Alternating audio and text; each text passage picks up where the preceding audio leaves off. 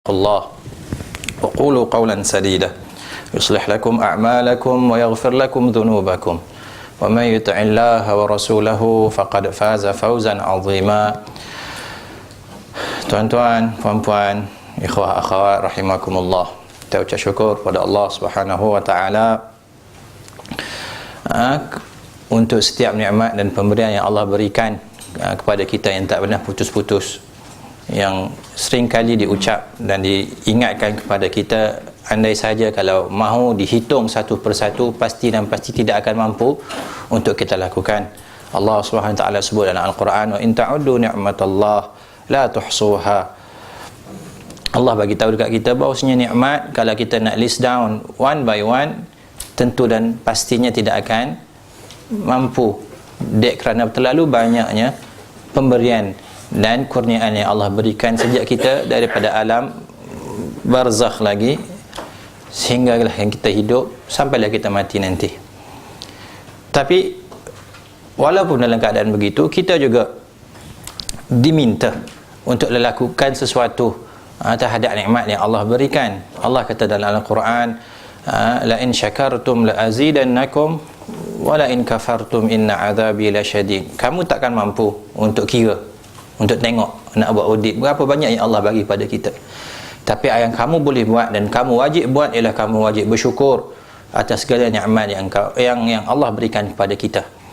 Dan Allah kata bagi orang yang tidak bersyukur ni tadi, jaga-jaga kerana dia terdedah kepada azab dia yang maha pedih, azab dia yang maha sakit. Dia khususkan untuk orang-orang yang tidak tahu, mengenang dan orang panggil berterima kasih kepada Allah Subhanahu wa taala. Dan nikmat yang Allah berikan tak dapat tidak kita syukuri melainkan dengan cara kita lakukan ketaat. Kita gunakan nikmat yang Allah berikan tadi tu kepada jalan yang Allah redha. Minta maaf tuan-tuan, saya hari ni saya tak berhenti pada semalam lagi ni. Malam ni ada lagi, esok pun ada lagi, malam esok pun ada lagi. Macam mana ni? Marah Al-Kahfi kat saya ni. Panggil tapi mengadu nasib pula kan. Masri mungkin kata ustaz bangun lambat tu, sebab tu lambat. Dia tak tahu saya tak tidur dah semalam lagi ni. Apapun tuan-tuan, kita ucap syukur kepada Allah sebab Allah kumpulkan kita dalam majlis yang begini, majlis yang tidak dapat ditolak oleh orang yang mencintai agama dia.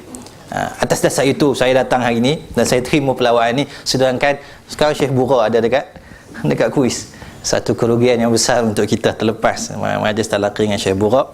Tapi kita kata apa pun dia digantikan dengan majlis ilmu yang begini baik, majlis ilmu yang begini tinggi nilainya di sisi Allah Subhanahu wa taala.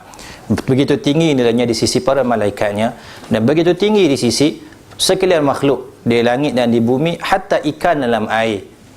Nabi SAW bagi tahu, man salaka tariqan yabtaghi ataupun ada riwayat yaltamisu fihi ilman sahhalallahu lahu tariqan ilal jannah wa innal malaikata la tada'u ajnihataha li talibil ilmi ridan bima yasna'. Nabi kata orang yang telah mengambil keputusan untuk menuntut ilmu, yang untuk duduk dalam majlis ilmu, untuk mendengar perkara-perkara yang berkaitan dengan ilmu, maka sebenarnya itulah tanda dia Allah sedang memudahkan jalannya untuk menuju ke syurga. Dan untuk para penuntut ilmu, para malaikat akan sentiasa menaungi mereka dengan sayap-sayap malaikat sebagai tanda redha dan hormat kepada penuntut ilmu. Wa innal alim la yastaghfir lahu man fis samawati wal ard hatta al hitana fil ma. Nabi kata, dan orang yang ada ilmu, selepas mana dia menuntut ilmu, dia ada ilmu, maka seluruh makhluk langit dengan bumi akan sentiasa beristighfar kepada Allah bagi pihak dia untuk memohon ampun. Hatta ikan yang dalam air sekalipun akan minta ampun kepada kita.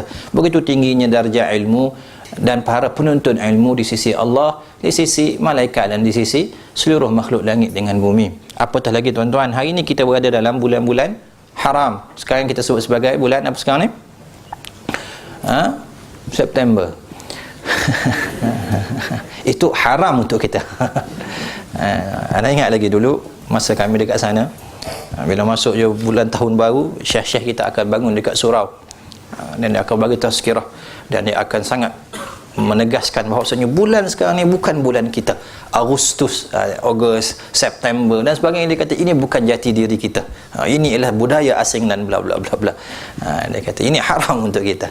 Kan setengah-setengah syekh yang terlajak sikit biasa.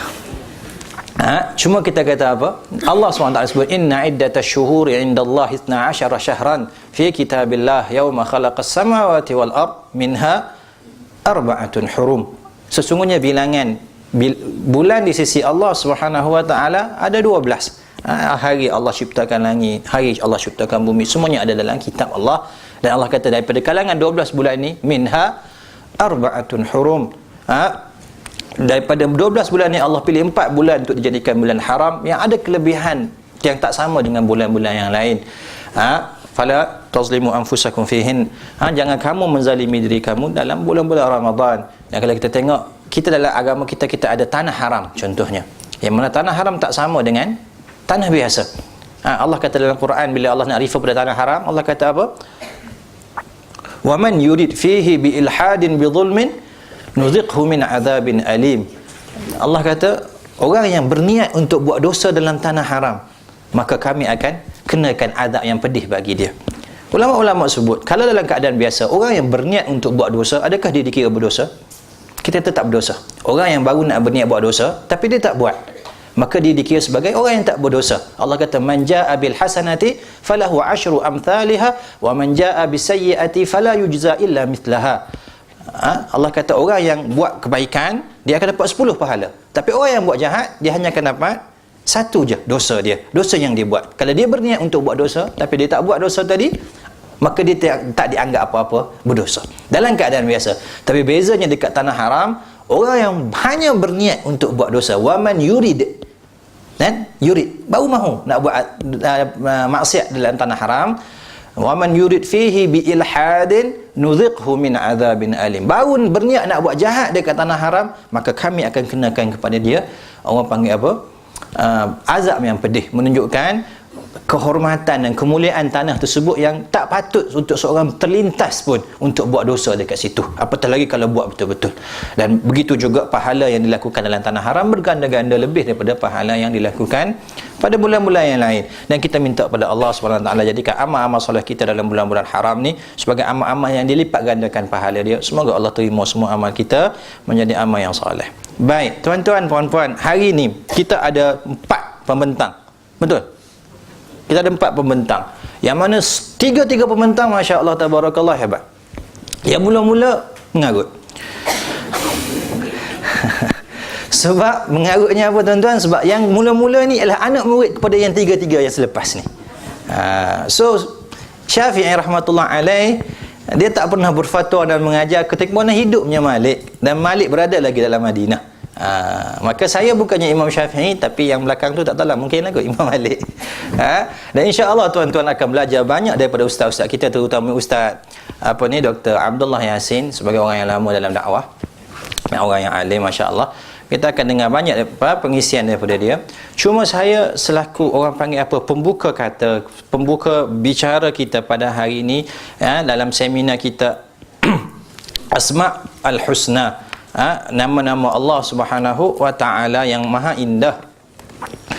Tuan-tuan, puan-puan, sebelum kita pergi jauh, sebelum kita orang panggil apa, embak yang lebih dalam lagi, kita kena ingat seperti mana ilmu-ilmu yang dalam Islam yang lain, termasuk dengan apa yang kita bincangkan hari ini, insya-Allah dia akan ada 2 sisi selalunya. Dia akan ada 2 sudut yang patut kita kena tengok. Kalau kita tengok contohnya orang yang belajar macam dulu sebelum daripada seminar Asma'ul Husna, kita ada satu seminar kita panggil apa, seminar tentang puasa. Hari itu kita buat seminar tentang Ramadan, persiapan menyambut Ramadan dan Syawal. Dan dalam seminar itu saya pun dah sebut, saya seingat saya, bahawasanya kita kata puasa, bila kita belajar tentang fiqh puasa, kita akan ada 2 benda yang kita nak dapat. Kita akan dapat belajar tentang technicality ataupun orang panggil sains yang berkaitan dengan hukum hakam puasa. begitu begini haram, begitu begini harus. Yang macam ni orang panggil apa? Batal puasa. Yang macam ni tak batal puasa dan sebagainya. Kita akan belajar banyak sangat benda tu. Bahkan ada orang yang memang minat benda tu pun, bila disebut puasa je dia akan terus teringat perkara yang membatalkan puasa. Kan? Bila sebut tentang bulan puasa, dia akan terus ingat tak boleh makan, tak boleh minum, tak boleh korek hidung. Ya betul, tak boleh korek hidung kita dengan orang lain sekali. Tak boleh apa lagi? Semua benda yang tak boleh. Akhirnya puasa dia apa dia? Of course susah. Memang puasa susah, ada puasa senang. Cuba cek balik puasa ke tak? Kalau puasa senang sangat. Akhirnya puasa dia hanya, saya tak tahu boleh tolak tak benda ni. Saya macam tak nampak orang belah sana lah. Ke saya yang patut ke sini? Saya lah patut ke sini. Baik. Apa ni? Baik. Maka akhirnya ibadat yang dilakukan hanya saja berkaitan dengan orang panggil apa, perlakuan fizikal dan orang panggil gerak langkah yang bersifat luaran. Sedangkan bila kita tengok Allah SWT, contohnya dalam puasa tadi, Allah kata ya ayyuhalladzina amanu kutiba alaikumusiyam kama kutiba alal ladzina min qablikum la'allakum tattaqun. Allah kata aku wajibkan kamu puasa seperti mana aku wajibkan umat-umat yang terdahulu puasa.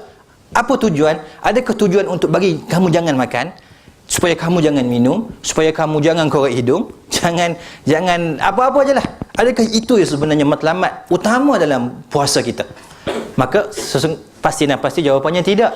Allah SWT kata kita nak kena puasa la'allakum tattaqun. Dia punya ultimate goal ialah supaya kamu bertakwa. Maka dia bukan lagi nak bicara tentang soal orang panggil technicality ataupun hanya yang bersifat luaran semata-mata.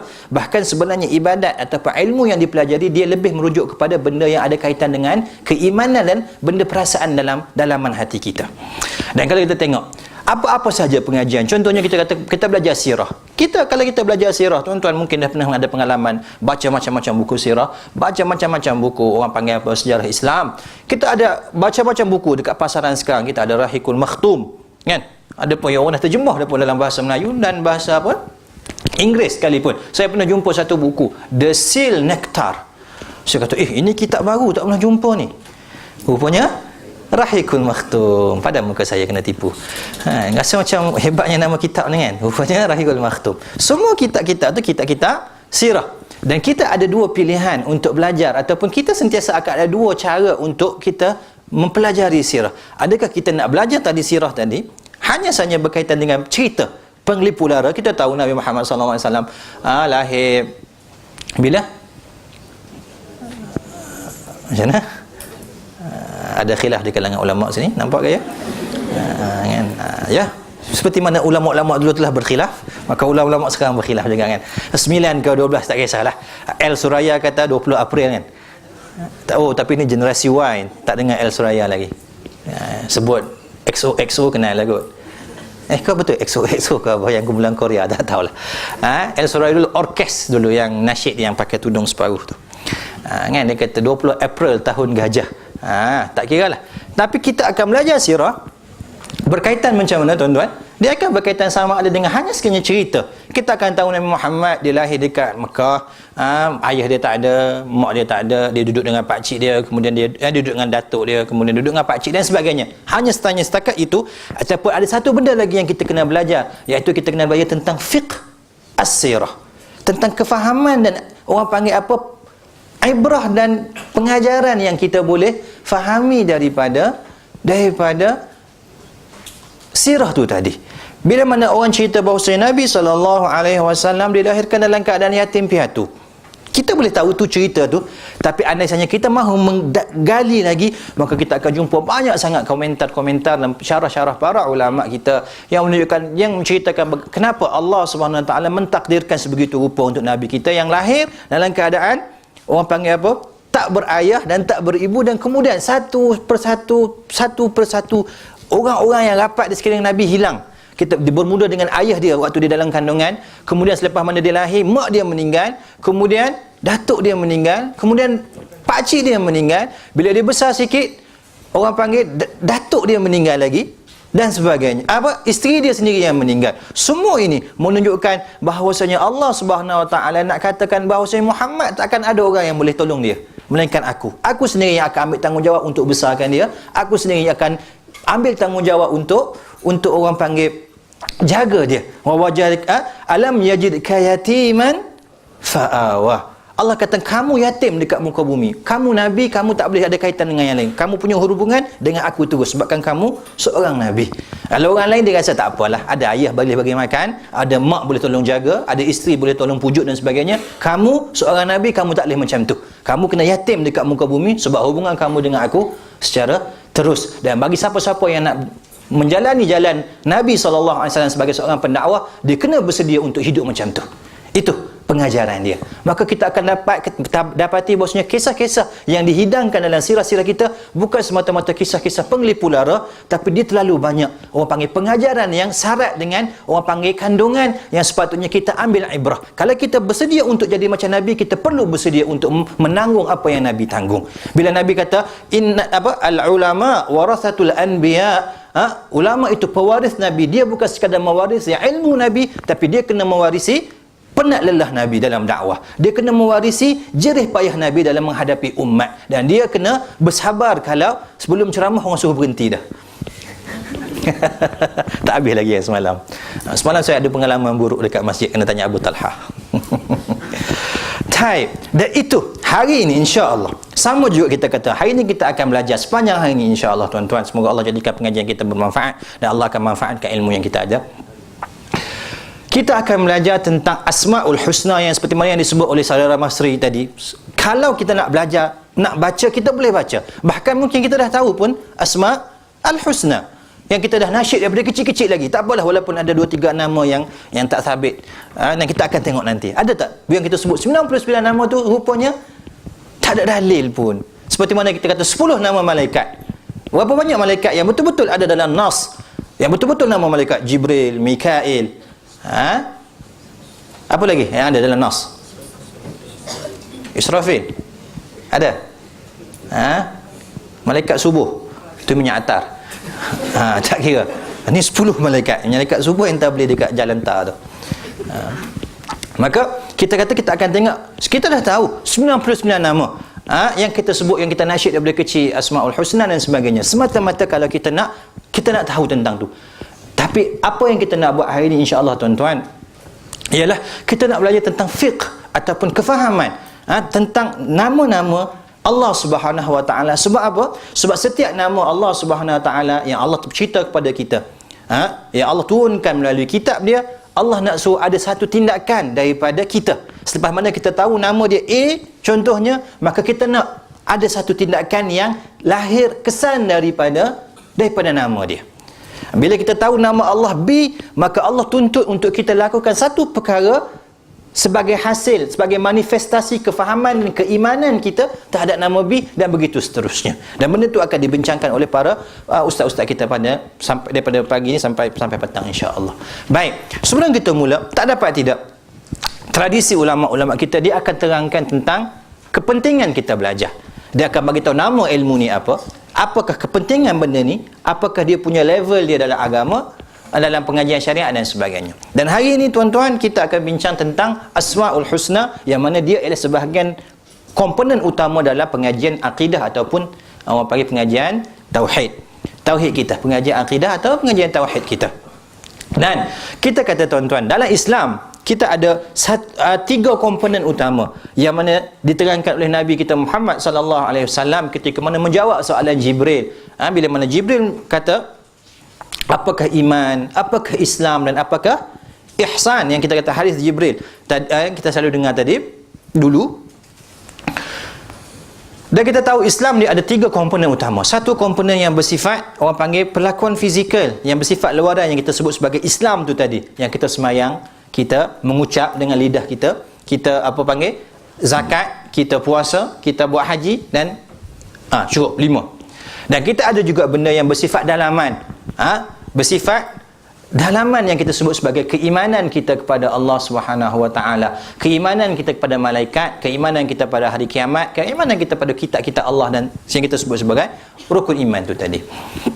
Maka semakin tinggi benda tu, semakin orang panggil apa, dekat benda tu dengan perbahasan tentang zat Allah Subhanahu wa taala, semakin penting dan semakin orang panggil besar nilai dia di sisi Allah Subhanahu wa taala. Ibn Qayyim dan para ulama-ulama lain, bila mana dia kata, disebut tentang perbicaraan ataupun perbincangan tentang perkara yang berkaitan dengan zat Allah, perkara yang berkaitan dengan sifat-sifat Allah, dia kata diumpamakan sebagai satu tapak binaan. Kita kata bila kita nak buat satu binaan, apakah yang paling penting? Bila seorang cuba nak buat satu binaan, apa yang benda yang patut-patut dia kena buat? Mula-mula sekali, adakah dia kena start dengan pasang aircon? Ataupun dia kena start dengan pasang bumbung? Tak? Walaupun tak ada tiang lagi. Macam mana dia nak pasang? Mustahil benda itu berlaku. Maka dia kata apa? Satu binaan, part ataupun bahagian yang paling penting dalam satu-satu binaan tak dapat tidak ialah dia punya foundation ataupun dia punya tapak. Dan dalam agama kita, semua ini terdiri daripada semayang sebagai tiang dia, kita kata puasa sebagai tiang dia, zakat sebagai tiang dia, haji sebagai tiang dia dan sebagainya. Maka semua benda ni semuanya tidak akan bermanfaat kalau dia tak ada satu tapak yang dinamakan sebagai tapak tauhid ataupun akidah kepada Allah Subhanahu wa taala. Sebab berapa ramai orang nanti kita akan tengok yang dia solat kepada Allah Subhanahu wa taala, dia semayang, dia pergi masjid sama dengan kita, tapi bila dia keluar masjid, tiba-tiba bila dia ada sakit, dia tak teringat dekat Allah, tapi dia teringat dekat tok pawang dekat rumah dia yang boleh sembuhkan dia. Bila dia ada masalah, dia semayang, dia beriman, dia buat, dia bayar zakat, bahkan zakat dia lagi mahal daripada kita. Dia puasa lagi hebat daripada kita, dia buat haji lagi banyak kali daripada kita. Tapi bila dia ada kesusahan, dia anggap bahawasanya rezeki dia bukan pada tangan Allah, ataupun mungkin juga pada tangan Allah, tapi berkongsi dengan orang lain. Bagi dia, ada orang lain juga berhak untuk menentukan rezeki dia. Maka kita akan tengok kecelaruan demi kecelaruan berlaku dalam persoalan Islam tu sendiri. Bila mana satu bangunan yang cuba dibina tanpa orang panggil apa, ada foundation yang kuat, yang akhirnya kita kata semakin tinggi benda tu, walaupun makin tinggi kita nampak, lepas tu datang je angin, maka bangunan tu pasti dan pasti akan roboh dan binasa. Baik, kita tengok dalam nota yang disediakan kepada kita ni, dia kata kepentingan mempelajari nama-nama Allah, mentauhidkan Allah merupakan asas kepada keimanan seorang Muslim. Seseorang itu tidak mungkin akan menyembah Allah melainkan jika dia dapat merasakan kebesaran Allah, meyakini kebesaran Allah, sehingga dia tahu bahawa dia berhajat kepada Allah. Disebabkan itu, mengenali Allah adalah satu aspek yang penting agar kita sentiasa mengetahui hakikat penghambaan dan kepada siapa kita menghambakan diri kita. Dan ini adalah gambaran yang terbaik untuk seorang Muslim. Inilah ideal picture untuk seorang Muslim yang mana dia mengetahui tentang zat yang disembah. Saban hari kita sebut tentang Allah. Bila kita tanya, bila orang tanya kepada kita siapakah Tuhan kita, maka kita kata apa? Tuhan kita ialah Allah. Kita kata kita sanggup mati kerana Allah Subhanahu Wa Taala. Kalau kita tengok kawan-kawan kita dulu beberapa bulan yang sudah berapa banyak ekor ayam yang disembelih semata-mata mempertahankan kalimah Allah. Tak faham, tak sampai. Dia nampak kosong je kan. Ataupun mungkin dia orang tak mau participate dalam lawak berbau politik lah. Kita husnuzon balik. Kita tengok dulu bila timbul kecoh masalah apa? Kalimah Allah, maka banyak orang yang bangun untuk mempertahankan kalimah Allah sebagai hak eksklusif orang Islam dekat Malaysia. Maka pelbagai usaha dibuat, pelbagai orang panggil kempen dibuat, pelbagai demonstrasi dan tunjuk perasaan dibuat, sampai ada tahap yang macam saya sebut tadi, sembelih ayam. Saya pun tak faham apa kaitan mempertahankan Allah dengan sembelih ayam. Kita sembelih ayam kan lumur, dan kita tanya apa tu? Mempertahankan kalimah Allah, ayam. Kita tak nampak connectionnya dekat situ. Tapi itu yang berlaku. Tak, kalau kita tanya, dia kata dialah Islam, dialah Allah tu ialah Tuhan dia. Tapi berapa ramai orang yang mengaku ataupun yang memahami betul-betul hakikat apakah Allah yang disebut dengan mulut dia tu tadi? Siapakah Allah yang disembah pada setiap hari? Bagaimanakah Allah itu boleh menguasai diri dia, dan bagaimana sepatutnya dia berinteraksi dengan sifat-sifat Allah Subhanahu wa taala. Dan kita tengok benda ni bukan baru. Kes ini merupakan kes yang klasik. Kita tengok dalam Al-Quran, Allah kata kepada Nabi Muhammad sallallahu alaihi wasallam, "Wala in sa'altahum man khalaqas samawati wal ard la yaqulunna Allah." Nabi Muhammad, Allah kata, kalau kamu bertanya kepada kaum musyrikin yang ada depan kamu sekarang, siapakah yang mencipta langit dengan bumi, pasti dan pasti jawapan mereka apa dia? Allah. Adakah mereka tak kenal Allah? Mereka kenal Allah. Adakah mereka tak tahu nama Allah ialah Allah? Mereka tahu itu ialah nama zat Allah. Tapi mengetahui, mengenali, adakah cukup untuk menjadi bekal keimanan kita kepada Allah? Tak. Kita tengoklah berapa ramai orang yang terdahulu yang musyrik, yang melawan agama Allah, tapi dalam masa sama mulut dia menyebut kalimah Allah. Berapa ramai orang yang menentang agama Allah, tapi dalam masa sama bila dia nak bersumpah, dia akan bersumpah dengan nama Allah. Wallahi aku akan perangi Muhammad. Benda tu berlaku zaman dulu. Kita tengok Abu Jahal, Abu Lahab, dia bersumpah dengan nama Allah untuk perangi agama Allah tu sendiri. Begitu berlaku kontradiksi antara i'tiqad dia dengan benda yang diucapkan. Maka untuk sebagai orang panggil muqaddimah kita kata kita untuk menjamin kesejahteraan akidah kita yang sebenar, tak cukup dengan kita mengucap la ilaha illallah, tak cukup dengan kita faham yang Allah di nama Tuhan kita, tak cukup dengan kita buat demonstrasi untuk mempertahankan kalimah Allah. Tapi ada yang jauh lebih penting, kita kena belajar Allah, kita kena belajar sifat-sifat Allah, dan kita kena belajar bagaimana sepatutnya kita beriman kepada Allah. Dan kalau kita tengok, itulah antara orang panggil apa, trigger ataupun sebab titik tolak ulama-ulama kita mengasaskan pelbagai kaedah dan metodologi untuk memahami, untuk kita faham siapakah Allah ini. Maka timbul banyak aliran yang kita tahu. Mungkin tuan-tuan aware, mungkin tuan-tuan tak aware. Kita tahu dekat Malaysia sekarang perbahasan banyak tentang orang panggil sifat 20. Tak, nak beriman ni sifat 20 ke tak? Yang ni kata sifat 20 bid'ah. Sebab zaman Nabi tak ada. Kita kata, lepas tu kita kata macam mana nak buat? Dia kata kena belajar usul salasah. Kena belajar akidah tauhid, rububiyah, uluhiyah, asma' wa sifat. Kita kata Nabi ajar tak benda ni? Dia kata, walaupun Nabi tak ajar, tak apalah, benda ni Quran sunnah Syekh. Jadi 20 tak boleh, sifat 20 tak boleh sebab Nabi tak ajar. Yang tauhid 3 ni boleh pula walaupun Nabi tak ajar sebab Ustaz Salafi cakap. So kita akan tengok kenapa benda ni, dan yang ni boleh, yang ni tak boleh. Yang satu lagi pun benda yang sama juga. Yang ni kalau tak belajar sifat 20 sembahyang tak sah. Dekat kampung saya masih lagi ada benda-benda macam tu. Kalau belajar sifat 20 tak habis, tak boleh jadi tok imam. Sebab apa? Sembahyang tak sah lagi. Ikut-ikut boleh lah, kalau jadi imam tak jadi. Sebab apa? Sebab sifat 20 tak habis lagi. So kita kata kedua-dua benda ni, dia merupakan apa? Kedua-dua ni bukan berasal daripada zaman Nabi SAW. Itu yang pastinya. Tak ada orang boleh claim bahawasanya benda ni memang Nabi sebut. Nabi duduk satu hari kat masjid, dia kata hari ni kita nak belajar sifat tauhid 3. Tak ada. Begitu juga Nabi tak pernah kata hari ni aku nak belajar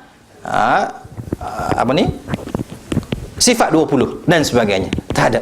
Benda tu tak berlaku. Dan kita akan bincang tentang ni. Cuma yang saya nak bagi tahu bahawasanya semua benda ni merupakan orang panggil apa, silibus ataupun metod yang dicipta oleh para ulama dalam usaha mereka untuk memperkenalkan kepada umat siapa Tuhan kita. Dan pasti setiap metod akan ada kelebihan dan setiap metod akan ada kekurangan dia. Maka itu isu dia. Dan sebelum kita pergi jauh lagi, saya selalu nak ingatkan diri saya kepada diri tuan-tuan, kita kena ingat yang kita belajar ni, kita kena sentiasa seimbangkan. Jangan terlalu larut dengan perbahasan yang bersifat saintifik ataupun dipanggil metodologi. Macam tadi Akhi Masri pun dah sebut, kita kata kita akan belajar tentang metodologi untuk mempelajari fiqh Asma'ul Husna. Kalimah metodologi satu kalimah yang sangat berat sebenarnya. Dan perbahasan itu akan jadi satu perbahasan yang bersifat falsafah, yang sepatutnya kita kena jauhi sejauh mungkin. Apatah lagi bila kita nak bicara tentang sesuatu yang sepatutnya bersifat praktikal. Kita kata orang nak belajar salat, kalau kita bincang dalam wacana yang sebegini rupa, kita mungkin boleh bincang tentang salat. Rukun salat ialah 13 contohnya dalam mazhab Syafi'i. Rukun pertamanya begini, rukun keduanya begini, sunatnya ini, makruhnya begini. Kita list down satu-satu. Tapi kalau kita nak ajak anak kita nak ajak orang yang baru kenal Islam contohnya, anak kita baru 10 tahun, baru nak start semayang ataupun 7 tahun, maka kita mengata, Ahmad, mas nak semayang ni. Dia pun berdiri depan kita mengata, ketahuilah anakku, sesungguhnya semayang itu 13 rukun adanya. Pertama, menghadap kiblat semampu mungkin. Menghadap kiblat ini dari sudut bahasanya kiblat maksudnya begini. Dari sudut syaraknya kiblat ialah gini. Dan kiblat ada khilaf di kalangan para ulama. Nah, dan anak kita yang umur 10 tahun apa perasaan dia? Dia kata semoga Allah matikan cepat ayah aku. Tak. Bila nak sembahyang Syekh? Pengalaman kita dekat sana. Syekh cerita ramai orang yang masuk Islam, alhamdulillah Allah SWT buka hidayah, sangat-sangat ramai. Ada orang yang masuk Islam. Cerita ni dekat Saudi. Sebab saya dekat sana. Yang masuk Islam, orang daripada Mak Saleh belah barat. Dia masuk Islam 6 bulan. Dia masuk Islam, dia dah bergelar Muslim selama 6 bulan.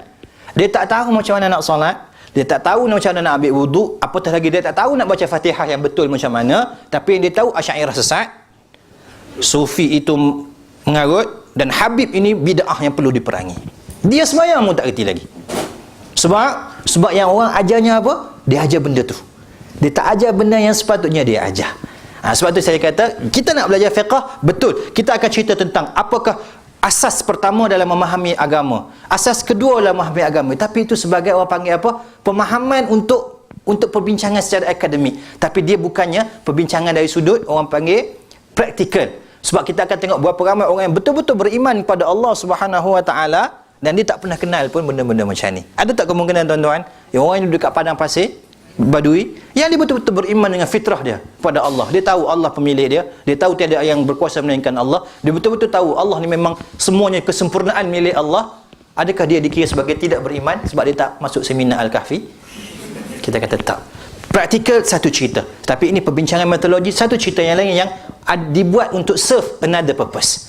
Dan kita kena seimbang antara dua benda ni, insya-Allah.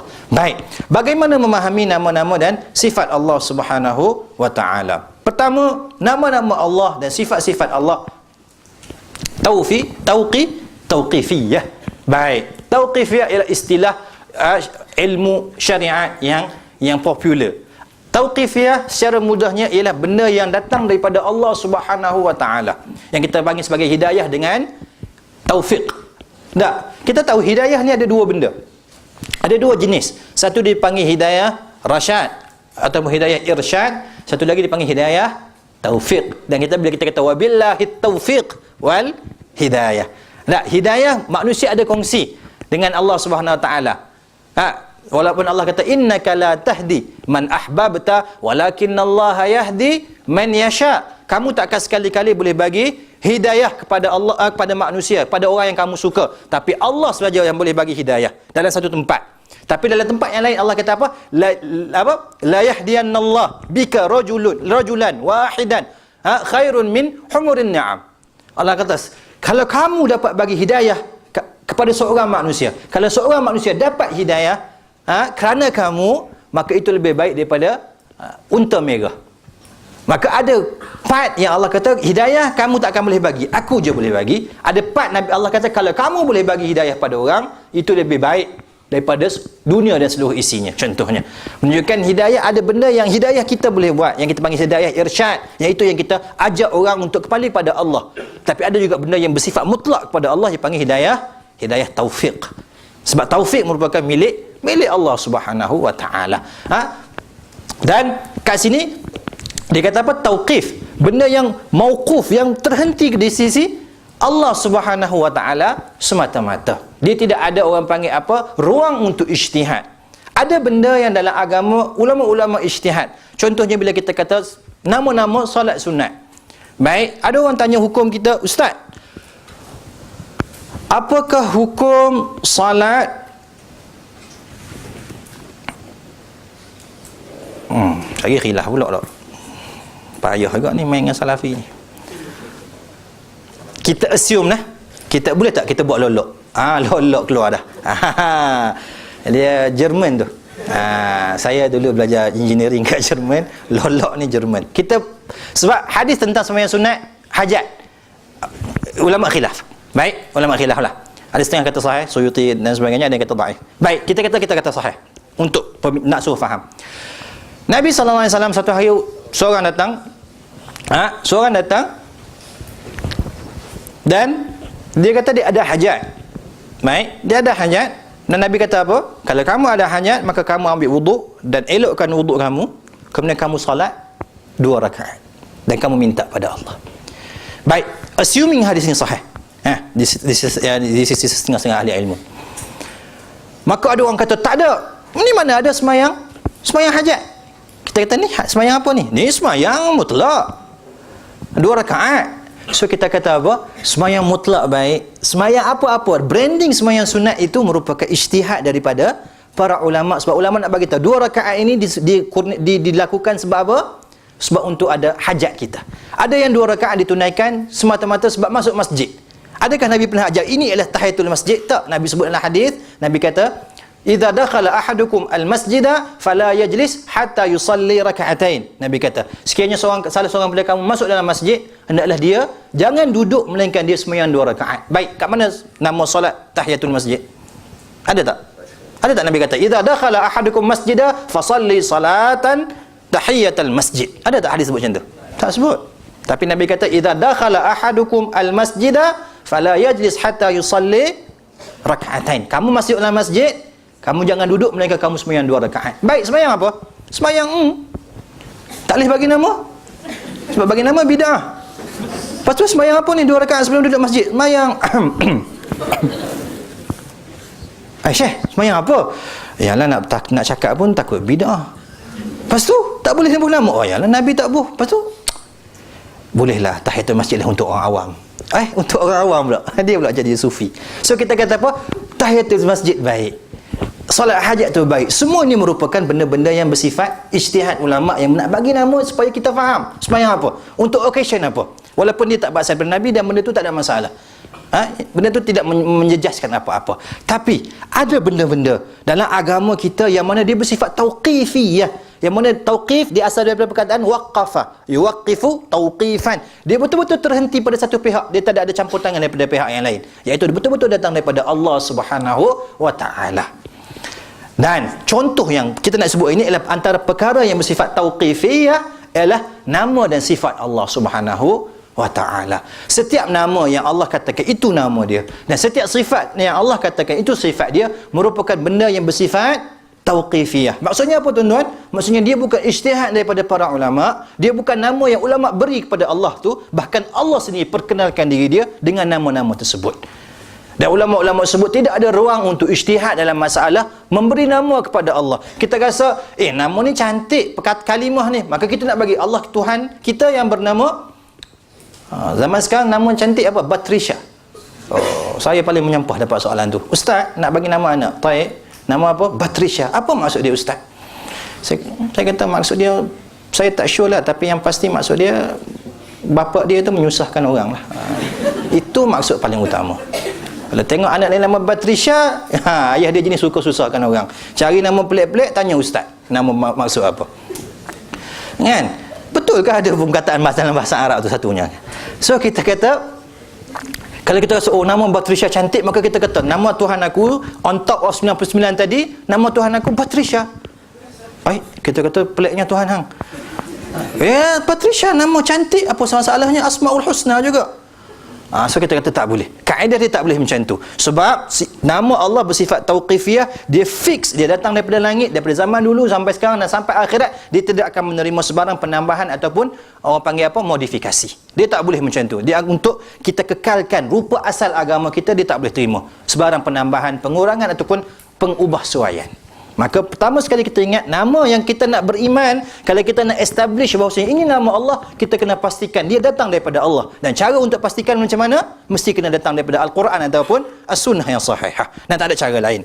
Tak, kita kata selepas mana kita setuju nama Allah tak boleh cipta. Kalau kita kata boleh cipta, maka tak timbul isu yang kedua. Tapi kalau kita setuju bahawasanya nama Allah ialah bersifat tauqifiyah, nama Allah mesti bersifat datang daripada Allah, dia tak boleh cipta, dia tak boleh ijtihad, dia tak boleh reka-reka walaupun kita rasa bagus. Maka cara untuk mengetahui, untuk pastikan ini nama Allah ataupun tidak, ini adalah sifat Allah ataupun tidak, kita kena kembali kepada Quran dengan sunnah. Ada tak dalil yang sebut ini adalah nama Allah ataupun ini adalah sifat Allah? Kalau tak ada, tak boleh. Kalau ada, maka kita boleh cakap itu nama Allah. Boleh tak tuan-tuan? Kaedah pertama, Kan ada rasa macam tak setuju. Ustaz kata boleh cipta. Mungkin kena jumpa Masri lah. Tu buat seminar lain lah. Dekat Pusat Pulihan Akidah Rawang. Baik. Kat sini dia kata apa? Syekh Qahtani sebut asma'ullah ta'ala tauqifiyatun la majala lil aqli fiha wa ala hadha fayajibu al-wuqufu fiha ala ma jaa bihi al-kitabu was sunnah fala yuzadu fiha wa la yunqas li'anna al-aqla la yumkinuhu idrak ma yastahiqhu ta'ala min al-asma' fawajaba al-wuquf fi dhalika ala an-nass ala an-nass. Dia kata nama-nama Allah merupakan urusan tauqifiyah.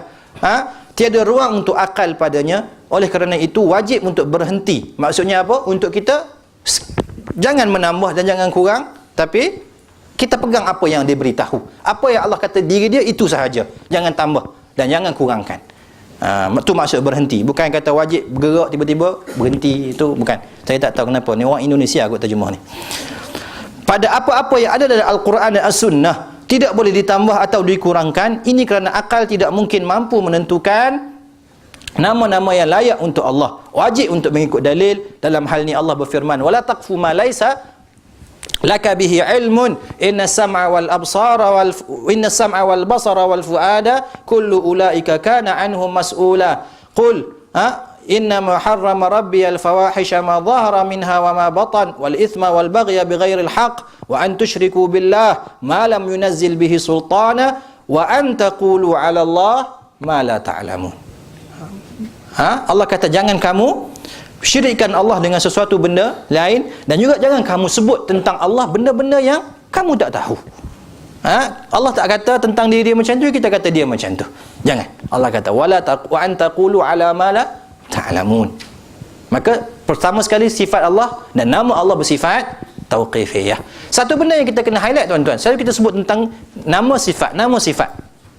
Kita kena ingat setiap nama Allah Subhanahu Wa Taala dia akan melahirkan sifat yang kita akan bincang ataupun ustaz-ustaz lain akan bincang. Contohnya nama Allah Subhanahu Wa Taala kita kata Ar-Rahman, Ar-Rahim, maka dia akan lahirkan sifat apa? Dia akan konot, dia akan memberi satu gambaran bahawasanya Allah ni ada sifat apa? Rahmah, contohnya sifat kasih sayang tadi. Dan maka nama dia adalah Rahman dengan Rahim. Rahman untuk kafir dengan bukan kafir, untuk semua makhluk dia, dan Rahim khusus untuk Islam sahaja. Tapi kedua-dua benda ni berkaitan dengan satu sifat yang sama, iaitu Rahmah.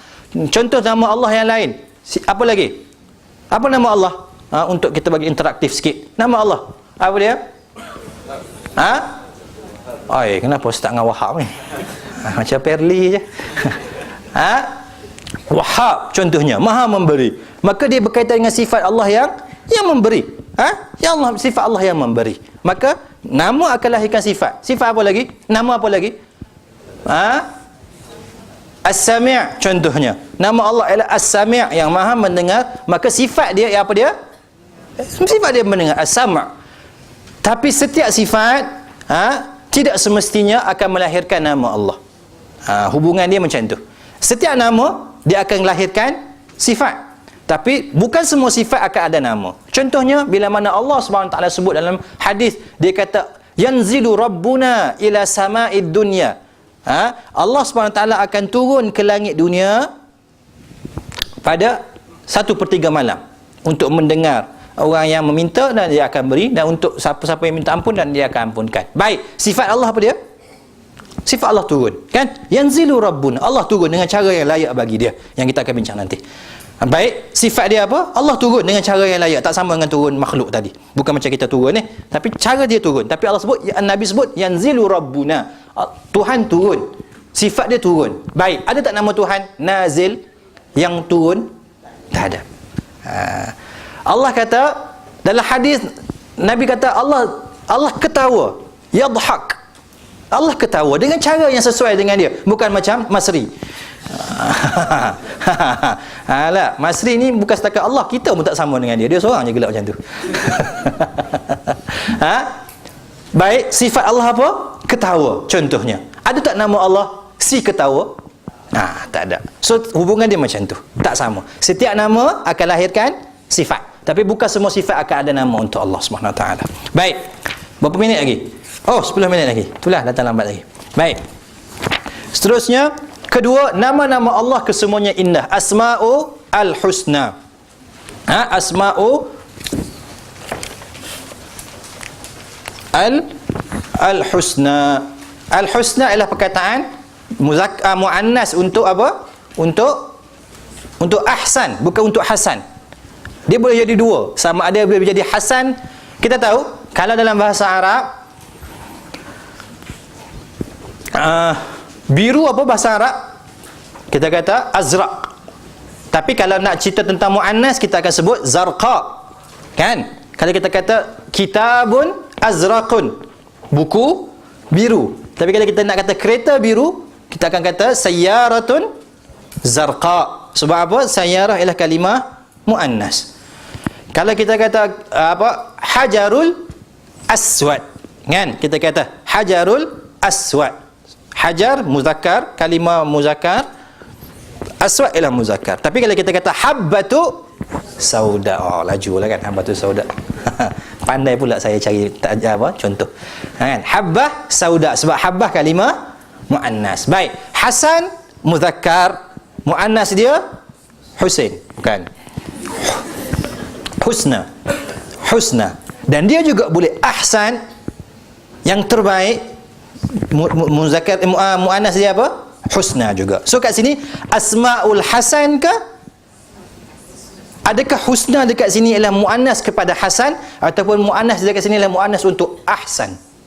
Hasan yang baik, ahsan yang terbaik. So husna dekat sini ialah lawan kepada hasan, ataupun husna kat sini lawan kepada ahsan. So kita nak kata bukan nama Allah bukan setakat yang indah, bukan setakat yang sempurna, bukan setakat yang elok, tapi nama Allah yang terelok. Maksud ter apa tuan-tuan? Tak sengaja, bukan juga. Tu terlain. Saya terlambat. Contohnya saya terlambat. Tapi kita kata terlambat macam mana? Paling lambat. Ada dua kan? Ustaz, saya terlambat. Saya tahu awak memanglah paling lambat sekali. Bukan, maksud saya tak sengaja lambat. Kan? Bahasa tu ter. Kat sini kita kata apa? Bukan setakat elok, tapi dia terelok. Maksudnya tak ada lagi lebih elok daripada ini. Sebab kita akan tengok nanti tuan-tuan, nama Allah akan ada yang berkongsi dengan makhluk. Dan Allah menggelar hamba dia dengan nama dia sendiri. Contohnya bila Allah nak cerita tentang suami kepada suami pada isteri dia lah. Suami kepada macam mana? Nabi Yusuf, cerita dia kan. Cerita Nabi Yusuf. Tuan-tuan tahu cerita Nabi Yusuf? Kan? Cerita dia apa? Dengan Zulaikha. Kan? Lepas tu dengan lagu nasyid intim, koya seorang-seorang dalam bilik. Cerita dia apa? Nabi Yusuf kena buang dalam fi ghayabatil jub ni apa? Dalam telaga ni, dalam sungai tu Nabi Musa. Tu Nabi Musa, silap Nabi ni. Dalam telaga, kemudian dia ambil oleh pedagang, dijual dengan thamanin bakhis ni, dengan harga yang murah kepada pembesar. Dan pembesar tu ada bini dia. Dan dalam Quran Allah kata apa? Waqalatimra'atul aziz. Allah menggelarkan pembesar tadi sebagai Al-Aziz. Al-Aziz merupakan nama Allah SWT. Maka Allah juga menggelarkan sebahagian daripada hamba dia dengan nama dia. Tapi adakah sama aziz makhluk dengan aziz Al-Aziz Allah SWT tadi? Tak sama. Sebab aziz merupakan gelaran yang baik. Tapi Allah bukan setakat baik, tapi gelaran Allah yang terbaik. Kalau ada orang aziz dekat muka bumi, maka Allah punya aziz jauh lebih baik daripada dia. Ada orang yang penyayang dalam hidup dia, maka tak dinafikan memang ada orang yang penyayang dalam hidup dia, bukan? Tak, tengok kambing pun menangis. Tak, ada tuan-tuan, orang yang tak boleh tengok sembelihan binatang, dia rasa kesian. Tengok binatang kena sembelih. Tak, kalau tengok gambar Palestin tu pengsan lah. Betul, saya pernah jumpa orang, dia tak boleh, dia orang panggil terlalu emotional, terlalu sentimental. Ada orang kata terlalu instrumental. Kita kata bukan, instrumental tu alat. Kita kadang-kadang bercakap, kita rasa macam bunyi betul dah. Kita ni jangan instrumental sangat. Dia kata dah. Saya bukan instrumental, saya reggae kata. Ada banyak kesalahan dalam bahasa yang seronok kan kita nak tengok. Kita dua ni ada chemical lah. Kita kata kalau ada chemical meletup. Kita kata kita ada chemistry. Tu kena jaga-jagalah tuan-tuan. Baik. Kita kata apa? Yang chemical pula yang ingat. Contohnya seorang ibu, dia penyayang kepada anak dia. Dia akan sangat penyayang pada anak dia. Tapi kita kata kalau nak banding dengan penyayang Allah, maka penyayang Allah yang paling sempurna, yang paling hebat, yang tidak ada kekurangan dalam kasih sayang Allah.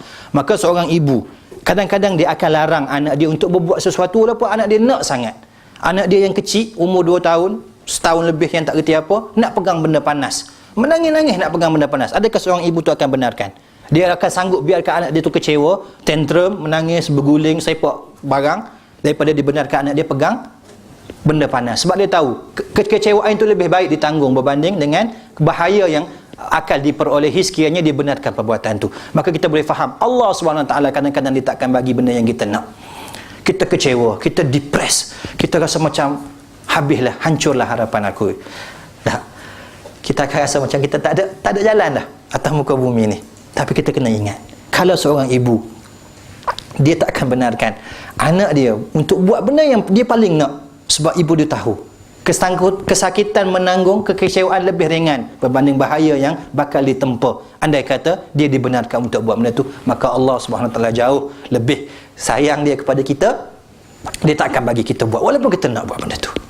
Maka dia akan halang kita, dia akan biarkan kita kecewa, dia akan biarkan kita depres, sebab dia maha mengetahui andai kita dapat benda tu, maka kecelakaan dan kemudaratan jauh lebih besar bakal kita tanggung daripada keseronokan kita. Allah kata kutiba alaikumul qital wa huwa kurhul lakum wa asa an takrahu syai'an wa huwa khairul lakum wa asa an tuhibbu syai'an wa huwa syarrul lakum wallahu ya'lamu wa antum la ta'lamun. Allah kata aku wajibkan kamu perang, dan benda tu satu benda yang kamu tak suka. Siapa yang suruh perang? Siapa yang suka perang? Bila perang mati, tinggal anak bini, tinggal semua. Allah kata kutiba alaikumul qital wa huwa kurhul lakum. Allah tahu kamu akan tak suka, kamu akan rasa kecewa, kamu akan rasa tak seronok, kamu tak mau pergi pun. Bahkan ada sahabat-sahabat yang tak pergi pun. Dan Allah kata apa? Wa asa an takrahu syai'an wa huwa khairul lakum. Allah kata percayalah, benda yang kamu tak suka kadang-kadang dia itu sebenarnya baik untuk kamu. Wa asa an takrahu syai'an wa asa an tuhibbu syai'an wa huwa syarrul lakum. Kamu rasa bagi bagus duduk kat kampung, jaga anak pinak, boleh jaga anak bini, percayalah benda itu mudarat untuk kamu. Dan Allah kata wallahu ya'lamu, Allah yang lebih mengetahui, wa antum la ta'lamun. Maka bila kita faham dengan benda tu, kita akan rasa tenang dengan qada dan qadar Allah Subhanahu wa taala. Yes, kita akan kecewa dalam hidup ni. Betul, kita akan terlepas banyak peluang dalam hidup ni. Kita akan rasa sedih dengan benda-benda yang kita terlepas. Tapi percayalah, selagi mana amanah kita, selagi mana keimanan kita kepada Allah, kita tak akan sekali-kali orang panggil apa, larut dalam kekecewaan itu. Sebab setiap benda yang terhalang merupakan benda yang bukan untuk kita. Allahu akbar. Maka kat sini dia kata apa? Nama-nama Allah kesemuanya indah. Walillahil asmaul husna fad'uuhu biha. Wa dharul ladzina yulhiduna fi asma'ih sayujzauna ma kanu ya'malun. Allah kata bagi Allah itu nama yang terbaik, bukan sekadar yang baik, bahkan dia yang terbaik. Kalau ada manusia yang penyayang, di sisi Allah, Allah Maha Penyayang yang sempurna. Kalau ada manusia yang pemurah, percayalah Allah jauh lebih pemurah, dan pemurahnya Allah sempurna yang tidak akan ada kekurangan dia. Tu Allah nak bagi tahu. Dan bila kita tahu benda tu, Allah kata apa? Fad'uuhu biha. Kamu kena minta dengan nama ni. Bila kamu tahu Allah ni Maha Pengampun, maka kamu kena minta ampun, disebabkan keampunan Allah Maha sempurna. Allah tidak akan bagi keampunan secara total kepada kita, andai saja kita minta ampun. Tak? Kalau kita faham benda tu, kita akan rasa sangat bermotivasi untuk hidup. Kalau kita rasa banyaknya dosa kita, banyaknya maksiat yang kita lakukan sepanjang hidup kita, percayalah keampunan Allah ialah keampunan yang sempurna. Kerana Allah, nama dia ialah Al-Ghaffar, dia ialah Maha Pengampun, dan pengampunan dia tidak ada kekurangan. Maka apalah sangat nak dibandingkan dengan dosa kita. Maka kita akan sentiasa orang panggil optimis dengan keampunan Allah Subhanahu wa taala. Tapi jaga-jaga, Allah kata, wa dharul ladzina yulhiduna fi asma'ih. Akan ada orang yang akan memesongkan nama-nama Allah ini. Maka Allah kata tinggalkan puak-puak ni. Sayujzauna ma kanu ya'malun. Allah akan balaskan apa perbuatan mereka. Nama-nama Allah ni semua indah. Tuan-tuan boleh baca sendirilah. Nak habis masa dah ni. Sekejap Abu Masri marah. Baik, seterusnya yang ketiga, nama-nama Allah tidak terbatas. Nama-nama Allah lepas ni berehat, lepas tu balik. Oi, 10.30. Oh, awak tak call. Ni kan sebab tak lagi nanti ingat kamu rajuk.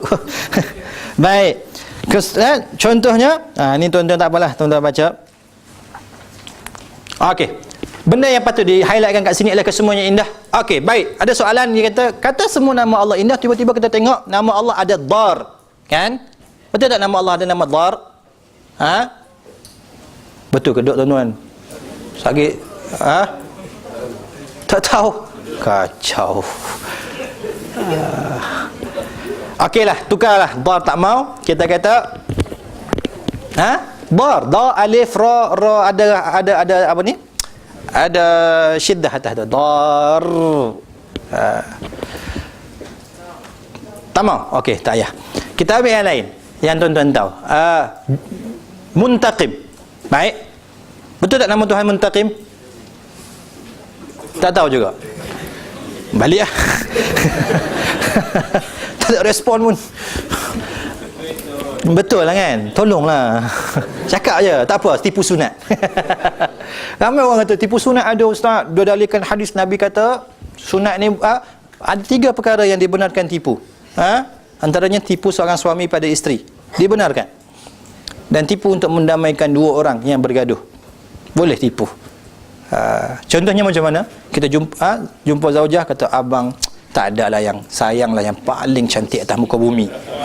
Tak, kita jumpa bini kita lah, jangan jumpa bini orang.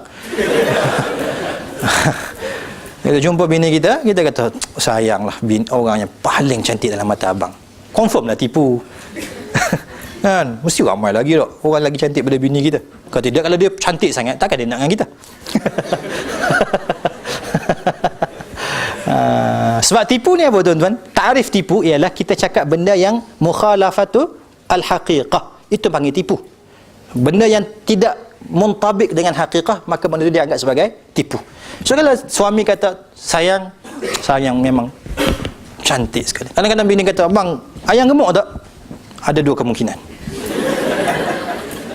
Sebelum buka mulut, fikir panjang-panjang tuan-tuan. Lebih baik kita kata ayam berhenti dulu, abang nak istikharah. Mana patut abang jawab sebenarnya? Kita boleh kata, yang mana ada gemuk yang fit, slim river ni. Tipu, tapi boleh untuk harmoni suasana dan sebagainya. Tapi kenapa sampai ke situ? Kenapa Mas Ri? Kenapa anda sampai ke sini? Merepek lagi.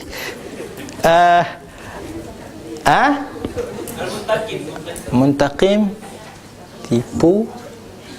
Oh, tak nampak.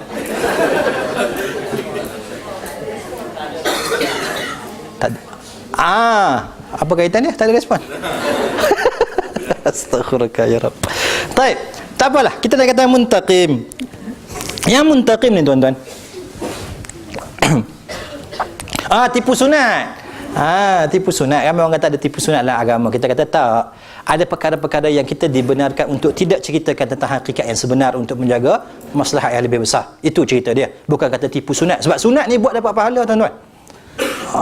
Cerita dia sunat. Apa maksud sunat? Yuthabu fa'iluhu wa yu'aqabu wala yu'aqabu tarikuhu. Sunat ni benda yang orang buat dapat pahala, orang yang tak buat tak ada masalah. Jadi kalau kita tipu sunat untuk perbanyakkan amalan sunat kita, macam bukan tu cerita dia. Maka dia kata, siapa yang tipu? Saya sedang beribadah sunat ni. Bukan tipu sunat. Ada benda-benda yang kita dibenarkan untuk tidak cakap benda yang hakikat yang sebenar, untuk jaga yang orang panggil maslahat yang lebih besar. Keadaan-keadaan tertentu tuan-tuan, bukan semua. Bukan banyak pun, sikit je. Baik. Cuma kita nak kata muntaqim. Muntaqim tuan-tuan ialah maha membalas dendam contohnya. Intiqam maknanya apa? Dia akan ambil tindakan kepada orang yang dia tak suka. Baik ke tak baik? Kita manusia, kalau jenis asal orang balas, orang buat kat kita, kita nak balas balik. Adakah sifat seorang tu seorang yang baik? Tak boleh sikit. Silap sikit, habis. Dia akan ambil tindakan. Contoh nama Allah Mutakabbir. Senang paling cerita lah Mutakabbir lah. Allah ni Mutakabbir. Mutakabbir apa dia? Membesarkan diri dia. Tinggi, hebat, besar, takabbur. Takabbara yatakabbaru mutakabbir. Baik, sifat mutakabbir ni baik tak kalau untuk manusia? Kita kata tak baik. Tapi bila mana benda tu disandarkan kepada Allah Subhanahu Wa Taala, maka kita percaya. Kita faham dah tadi kaedah bahawasanya semua benda asal saja dia tu adalah nama Allah, maka dia akan bersifat baik. Maka takabbur bila mana dia disambungkan kepada Allah Subhanahu Wa Taala, maka dia akan jadi satu benda yang mengkonotasikan benda yang baik. Sebab kita kata kaedah dia, semua nama Allah walaupun kalau benda tu diletakkan pada manusia, benda tu nampak tak baik, tapi kalau pada Allah, benda tu akan jadi baik. Sebab Allah yang maha adil dan dia tahu apa yang dia buat. Dia takabur dalam keadaan yang sesuai untuk orang yang sepatutnya dia takabur. Allah kata dalam Quran apa? Fadamdama alaihim rabbuhum bidhanbihim fasawwaha wala yakhafu uqbaha. Allah kata fadamdama alaihim rabbuhum. Allah damdama. Apa maksud damdama, tuan-tuan? Damdama ni itu maksudnya damdama. Maka Allah jatuhkan azab kepada kaum tadi. Bila mana Allah tak suka dengan dia orang terlalu melampau, maka Allah fadamdama alaihim rabbuhum bidhanbihim. Disebabkan dosa mereka, maka Allah turunkan azab dumdam. Betul? Dalam bahasa Arab tu damdama. Kan dalam hadis Nabi kata apa? Walladhi yatata'ta' al-mahiru bil Quran ma'asafaril kiramil bararah walladhi yatata'ta'. Orang yang baca Quran pandai, dia akan bangun ke akhirat dengan para malaikat. Tapi orang yang baca Quran macam mana? Walladhi yatata'ta'. Apa maksud yatata'ta'? Macam tu lah. Sekali baca bunyi Jawa, sekali baca bunyi Arab, esok bunyi Kedah pula. Wadduha. Kata pasal bohong Kedah. Kita kata tu buat gaya wadduha tu perak, kita ada itu imalah. Itu imalah dalam qiraat. Tadi Kedah ni wadduha ni mungkin botol lah kot. Bukan, memang ada qiraat macam tu. Baik, maka Allah kata apa? Fadamdama alaihim rabbuhum bidhanbihim fasawwaha wala yakhafu uqbaha. Allah nak tunjukkan sifat dia tu. Allah kata apa? Lepas mana aku hancurkan kaum tu, wala yakhafu uqbaha. Dan aku tak takut pun ada orang datang balik pada aku untuk minta, orang panggil apa? Untuk minta ganti rugi dan sebagainya. Maka Allah nak ceritakan maksudnya kalau aku buat ada siapa berani nak bangkang? Contohnya, kita kalau cakap macam tu orang kata boy sombongnya. Tapi benda tu layak bagi Allah Subhanahu Wa Taala dan tak layak bagi kita. Ada benda yang layak untuk kita dua-dua tapi bersifat lain-lain. Macam tadi Aziz, kita pun Aziz, Allah pun Aziz, tapi Aziz Allah maha sempurna, sedangkan Aziz kita tak sempurna sangat. Allah Maha Pengampun, kita juga boleh mengampun. Tapi adakah keampunan kita sama dengan sifat keampunan Allah? Tak sama. Tapi ada benda yang hanya khusus untuk Allah Subhanahu Wa Taala yang tak boleh untuk kita. Sifat takabbur tak boleh untuk kita. Baik. Ketiga, nama-nama Allah tidak terbatas. Baik. Satu hadis Nabi SAW. Nabi kata dalam Bukhari, inna lillahi tis'atan wa tis'ina isman mi'atan illa wahidan man ahsaha dakhala al-jannah. Okey, dalam hadis ni ada dua bahagian utama. Pertama sekali dia kata inna lillahi, sesungguhnya bagi Allah tis'atan wa tis'ina isman, sesungguhnya bagi Allah 99 nama. Mi'atan illa wahida, 100 kurang satu. Tak apalah. Satu tu satu part dalam hadis ni. Pertama dia nak kata apa? Allah ada 99 nama dekat sini. Baik. Part yang kedua dia kata faman ahsaha dakhala al-jannah. Siapa-siapa yang tahu nama itu, dia akan dapat masuk syurga. Siapa-siapa yang tahu, siapa-siapa yang boleh dapat nama-nama 99 ni, maka dia akan dapat masuk syurga. Baik, yang part yang kedua kita akan bincang selepas ni insya-Allah. Tapi part yang pertama, Allah dalam hadis ni Allah kata apa? Nabi kata apa? Inna lillah tis'atan wa tis'ina isman. Allah ada 99 nama. Baik. Timbul persoalan, adakah ini dalil ataupun bukti yang menunjukkan Allah ni ada 99 nama? Adakah nama Allah ni berjumlah 99 nama? Adakah macam tu?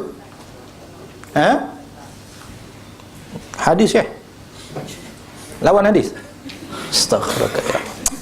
La ilaha illallah. Inilah tak salafi. Hadis kata inna lillah tis'atan wa tis'ina. Allah ada 99 nama, 100 melainkan satu. Baik, nama Allah ada berapa? Berapa? 99. Ya Allah, lawan hadis dia pun ni. Allah kata apa? Dia kata, Nabi kata dia ada 99 nama. Adakah ini dalil menunjukkan Nabi ada, Allah ada 99 nama? Kita kata tak. Sebab cara untuk kita faham nas, dia panggil apa? Dia panggil al-jam'u baina al-adillah. Sebab kita tahu dalam agama, dalam syariat ataupun dalam pengajian ilmu agama, dia ada satu orang panggil prinsip yang sangat penting untuk semua orang pegang. Tak kira dalam apa-apa sahaja ilmu dalam agama, baik fiqh, baik usul fiqh, baik syariat, apa-apa sahaja, dia panggil apa? Consolidation of evidence. Kita kena kumpulkan semua bukti-bukti. Kita tak boleh berpada dengan satu bukti. Dan ini akan selalunya menjadi orang panggil apa? Tempat tergelincirnya para penuntut ilmu. Dia buka hadis, dia jumpa satu hadis, oh dia rasa dunia pecah. Oh sesat semua ni. Tak tahu ini hadis ni kata Syekh. Sedangkan kita kata apa? Bukan isu hadis, tapi sebenarnya terlalu banyak lagi hadis-hadis yang lain yang datang untuk berfungsi apa? Untuk mentakyidkan ataupun untuk mengikat benda yang umum contohnya. Untuk memberikan pengkhususan kepada satu benda yang bersifat umum. Ada kadang-kadang hadis yang datang untuk sebagai fungsi untuk menasahkan, untuk membatalkan hukum yang terdahulu. Sebab tu kita kata untuk mengeluarkan satu hukum ataupun untuk membuat satu kesimpulan, tak cukup berpada dengan hadis tu sama ada sahih ataupun dhaif. Ramai hari ni bila tengok hadis ni sahih, selesai. Sahih kita sahih Syekh. Iza sahhal hadis fahuwa madhhabi. Bila hadis ni sahih itulah mazhab aku. Maka jumpa jadi sahih gomo selalu. Gomo pun inilah Jerman tapi belah timur sikit. Maksudnya jumpa hadis dia terus dia nak pakai. Sedangkan kita kata apa tuan-tuan? Sahih tak sahih hanya cerita tentang dari sudut narration, periwayatan. Maknanya kalau kita kata sahih hadis tu, maka betul-betul hadis tu Nabi sebut. Itu sahaja. Dia tak memberi lebih lagi. Maknanya kalau kita kata hadis ni hadis sahih, maksudnya apa? Maknanya Nabi betul-betul sebut. Tapi adakah semua benda yang Nabi sebut semua boleh beramal, boleh diamalkan sampai sekarang? Kita kata tak. Sebab ada banyak benda yang betul Nabi sebut tapi hanya khusus untuk waktu tu sahaja. So ada dua isu. Satu dari sudut narration, betul Nabi sebut. Kalau memang Nabi tak sebut, cerita lain. Awal-awal kita dah tolak. Tapi bila kata Nabi sebut betul-betul, belum tentu benda tu terpakai lagi. Nah, dalam Quran Allah kata jangan, ya ayyuhallazina amanu